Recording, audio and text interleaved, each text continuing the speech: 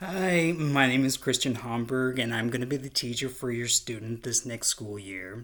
Now, thank you for contacting me about your questions about the IEP process because it is quite a big process. Now, let me first stress to you about parental involvement and student involvement during the IEP process because that's a really important thing. We are going to need feedback from you and your child as well about different things educationally, like particularly topics that you want us to address with your child's education, and as well as the students' feedback about what they like, about what they prefer, because it is their education and it needs to be catered. Yeah, to their individual preferences, their likes and dislikes. Now, okay. Now, it is based on a referral process. Basically, your child was referred by the general education teacher because they noticed some kind of, I don't know, some kind of problems that the student was having regarding their reading or their math.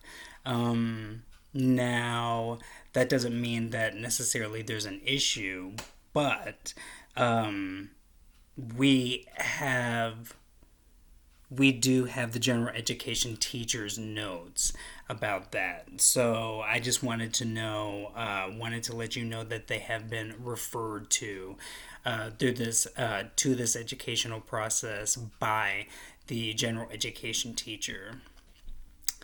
The next thing that we have to come to is the student needs to be evaluated. Because basically, we don't want a student that does not need any special services or any special education related services. If they don't need them, then we don't want them to be in a special education environment. That's why we're trying to teach your student in the most least restrictive environment as possible. And we're trying to ensure that the student receives free and appropriate education. Yeah. And we just basically all that means is we want to create a quality education for your student, and we want to make sure that the educational environment is something that you support.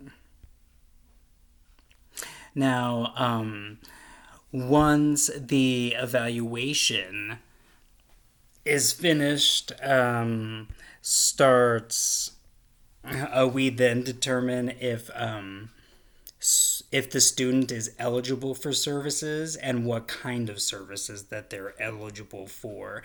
That could be anything from speech related, writing, reading problems that they may have, any physical problems, as well as I don't know, PT or OT that they need. It covers all of that. So, back when I was talking about the free, appropriate education and teaching students in the most least restrictive environment possible, like I said, we don't want a student in special education classes that does not need to be there. So, right now, I'm going to go with you of some of the components of the IEP. Um,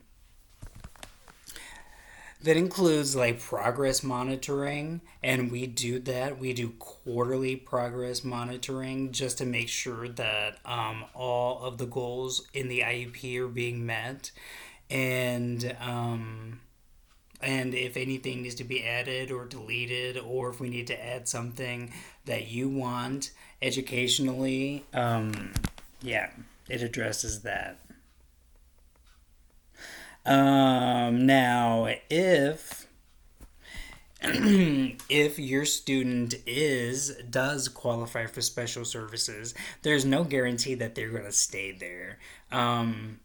Now we want to give as many services as we can to the student, and we want to know that we want you to know that we are really trying to give him a quality education. So, yeah, if you have any other questions about this worksheet that I have, I made this worksheet about the different IEP components as well as the IDEA, which is the Individuals with Education Act. Basically, you know, if you just jumble all the terms together, it can become a sloppy mess. But however, the IEP process does help streamline the process somewhat and make sure that all the people are on the same page across the board, including the parent, the teachers, and the administration faculty.